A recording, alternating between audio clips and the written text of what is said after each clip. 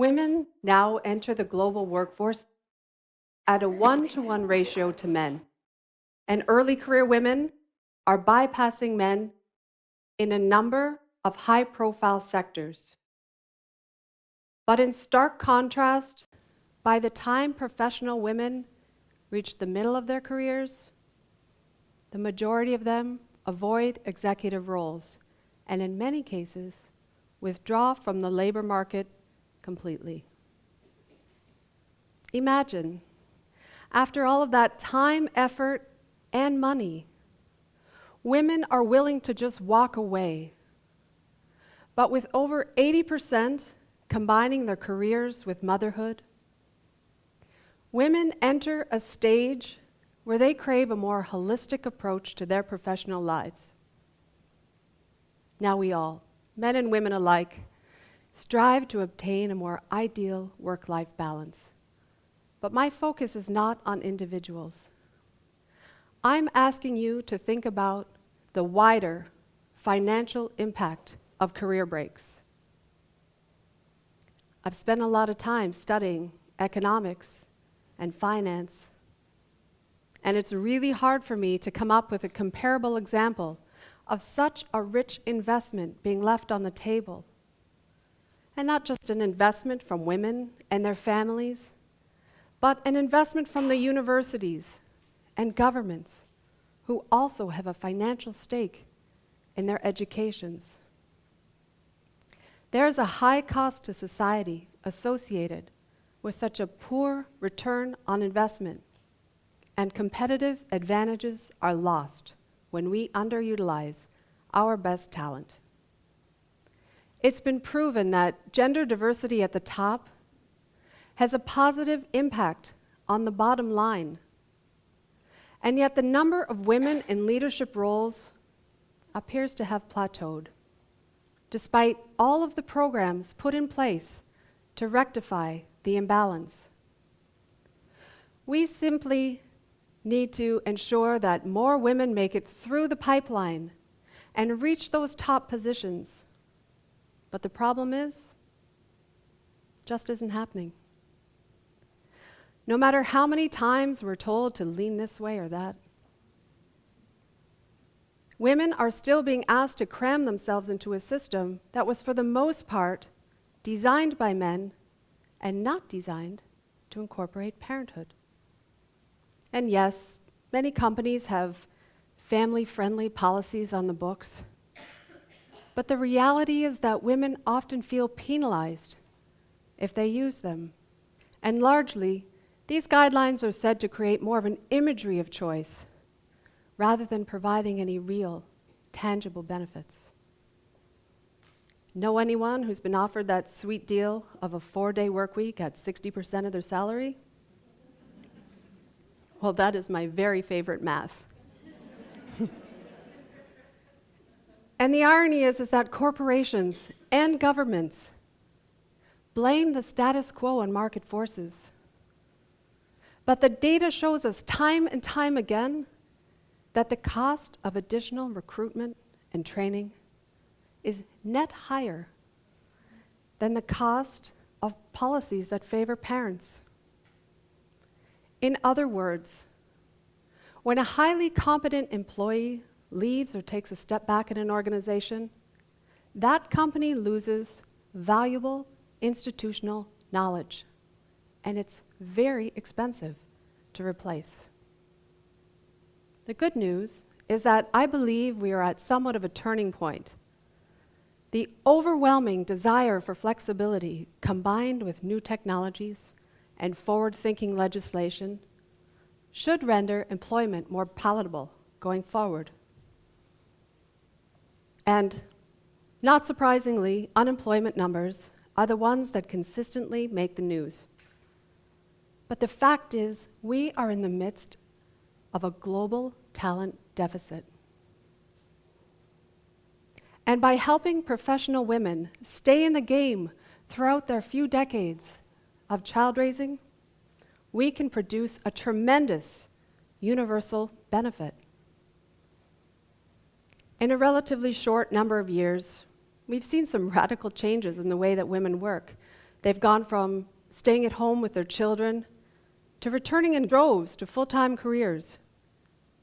But then many felt that just because they had the right to full-time employment while raising a family, it did not necessarily mean that it was the best choice for them.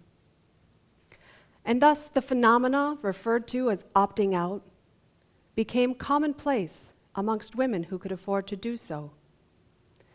But then those who had opted out wanted back in, with one caveat: they were not prepared to return to their previous jobs.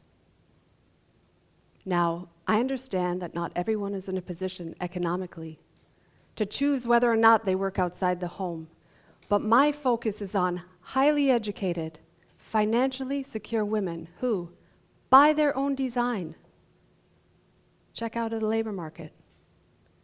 And not because they want to devote themselves entirely to their children, but because their jobs are so demanding, so inflexible, and so intense that there's barely any time left over for their families. And granted, this is a relatively small demographic, but it's one that I believe will have a huge impact on employment practices going forward. When I was a young woman, climbing the proverbial ladder and all power suit clad, it was hard for me to comprehend that these women were, by choice, not capitalizing on their experience or their educations. By the year I had graduated from MBA school, it's estimated that over 30% of women who had received the same degree from a top-tier school had completely left the workforce. And so, maybe I was naive, but it wasn't until I had children of my own that I realized just how binary the situation was. I was dismayed by what I felt were the only two choices before me. I could stay at home full-time with my children and let my experience and education become outdated, or I could go back to work full-time at an investment bank or similar. And neither of these scenarios appealed to me, so I jumped on a popular third alternative, and I became an entrepreneur. Now let me tell you, this is not something that I recommend to anyone wanting to spend a significant amount of time with their families. And I want to be clear that I'm not talking here about being self-employed, because I believe that can be a truly rewarding and financially sound alternative for parents. But rather, I'm talking about launching a business with the intention of growing it into a public company or an eventual acquisition target. Most startups end up in the business graveyard, and if you want yours to survive and thrive, it will take more hard work, more creativity, and more brain power than any corporate job ever could. And so I strongly recommend that you save your big idea and launch it either before or after your dependents are so dependent. But what has become evident to me is the overt possibility of individuals on parenting breaks working for entrepreneurial organizations. And as the owner of a financially constrained business and a parent, I see both sides of this conundrum on a daily basis. Cash-strapped startups are desperate for a few hours of legal help, accounting, development, and creative.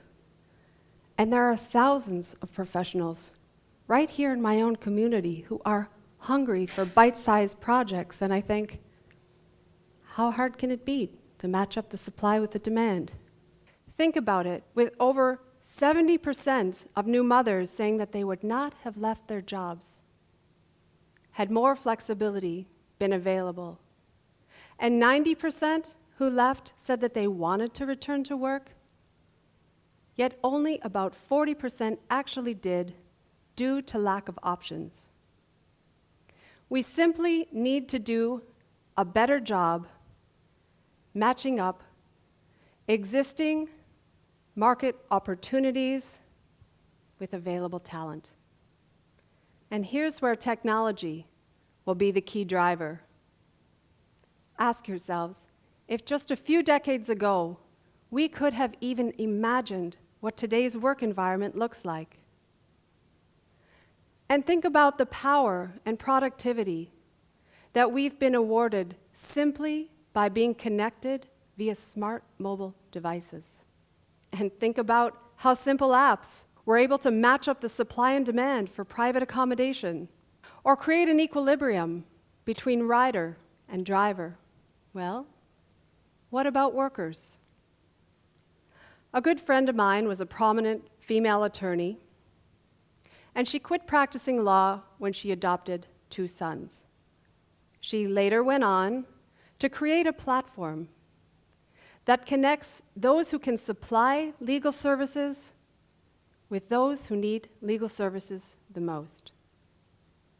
She now has over 100 attorneys on hand, and 90% of them are mothers on career breaks. Her model doesn't have a lot of rules, but she stipulates that there will be absolutely no court appearances after 2 p.m. Brilliant. The peer-to-peer space for professional labor is still in its infancy, but it's one that I believe is ripe for growth as individuals gravitate away from performing conventional jobs and towards carving out more flexible income streams. This type of flexible labor market would have been unattainable just a few decades ago.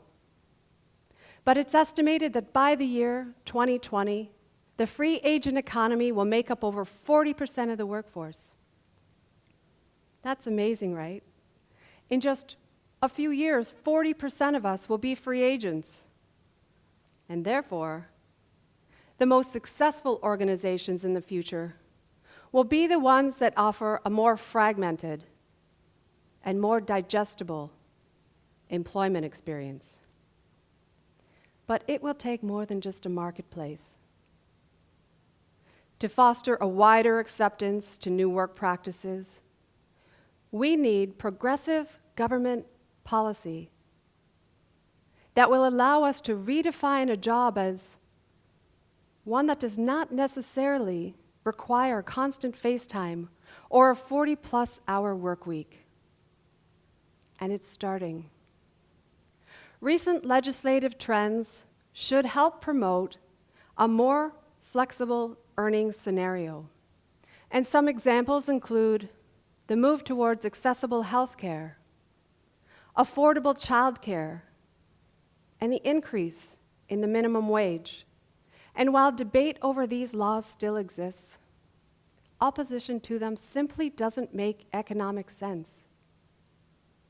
Countries that already have these benefits in place have a proven upward mobility, not just for parents, but for their entire populations. And so while changing workplace cultures and gender bias isn't easy, we simply can't afford to leave our best resources untapped. And so it's time for corporations to stop blaming economics for their lack of attractive retention and reentry policies. It doesn't make economic sense. And it's time for governments to stop blaming economics for their lack of parent-friendly legislation, because it doesn't make economic sense.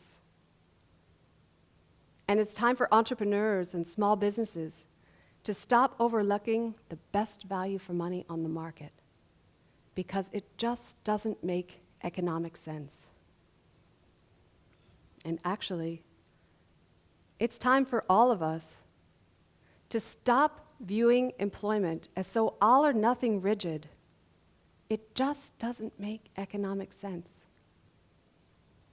But what does make sense is for us to keep parents professionally engaged throughout their few decades of child rearing, Attitudes are slow in changing, but wouldn't it be wonderful if we could all view these issues without the gender lens?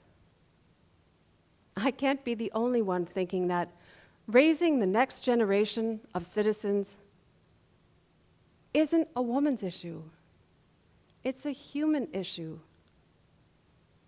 Our workplaces simply haven't caught up with the way that we live our lives. And if the employment alternatives that we long for don't exist, then we need to open our minds, roll up our sleeves, and create them. Thank you.